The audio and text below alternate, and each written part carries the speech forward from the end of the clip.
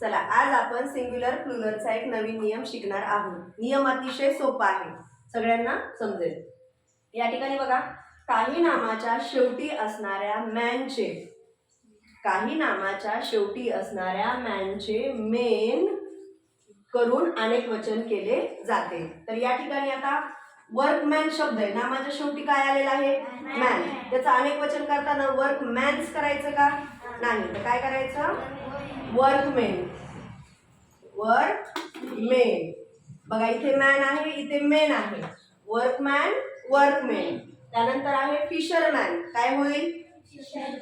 सांगा. फिशरमेन. काय होईल?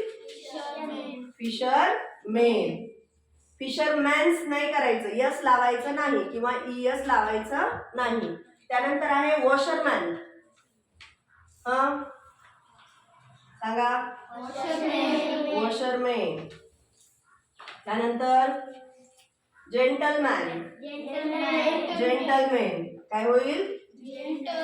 जेंटलमेन. त्यानंतर आहे वॉचमॅन. काय होईल? वॉचमेन. ओके. त्यानंतर आहे बोटमॅन.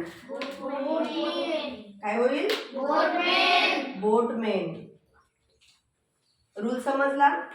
अशा पद्धतीने लक्षात ठेवायचं.